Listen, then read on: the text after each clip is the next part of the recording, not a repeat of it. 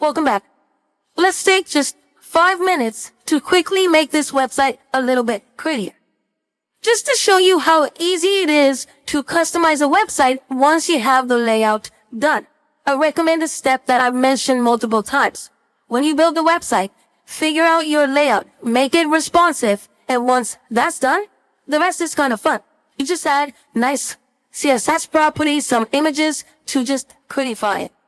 So in our case, I want to show you a website called, noshit.xyz.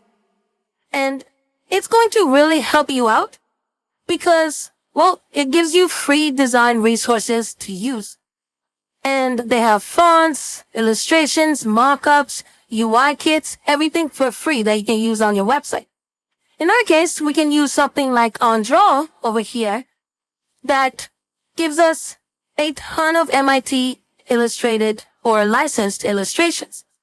So if I go to Browse Now, we see that we have a ton of images that we can use. So in my case, I've downloaded one of these images and we're going to use it as our cover photo. So let's go back to our project, and in my cover photo over here, instead of just having cover with exclamation marks, I'll just have an image tag that will have a class of cover, a CSS property that or CSS class that we'll use. And it's going to link to the image that I just downloaded in my images folder. Again, this should already be in your starter files that I give to you. So if you look in that folder, you'll see that we have an image folder. And from there, we're going to grab the onDraw.jpg.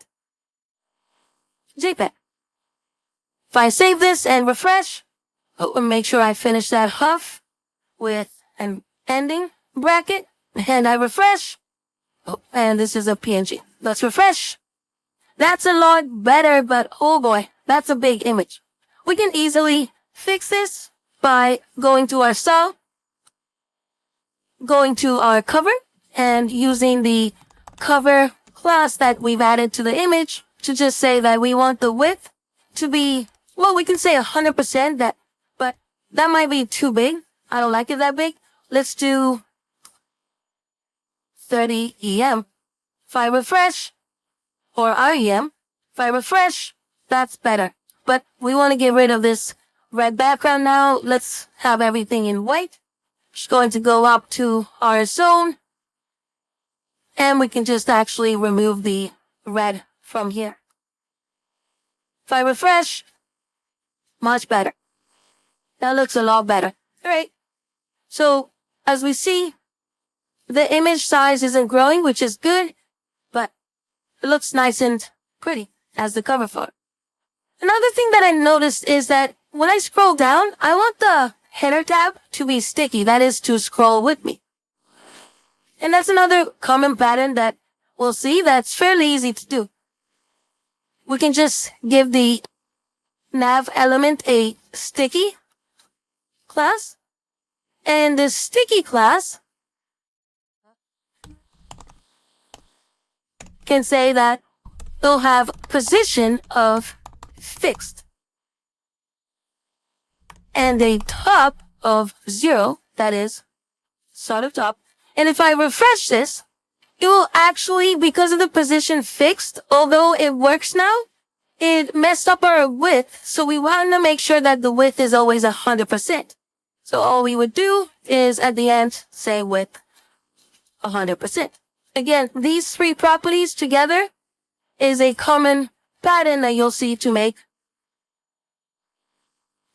navigation sticky.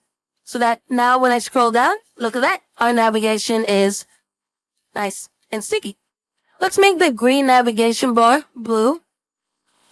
So I'll turn this into blue. All right, that looks a lot better. What else? We can change our font, let's say, to something prettier. Font family. Let's just say Arial. If I refresh, all right, that looks a little bit cleaner. What else can we do here? Well, just to finish it off, maybe we wanted to do something different when we hover over the zone. Let's say that with the boxes, when we hover over them, I can just copy and paste this. Let's make them tilt a little bit. So I'll say box. And instead of shadow or box shadow, we'll say transform.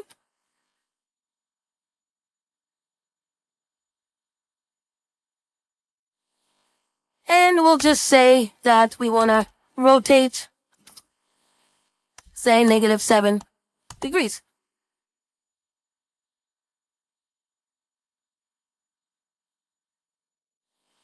If I save and refresh, look at that.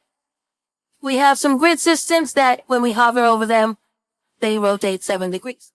I mean, I wanted to demonstrate to you how fast we can convert a website to start looking good.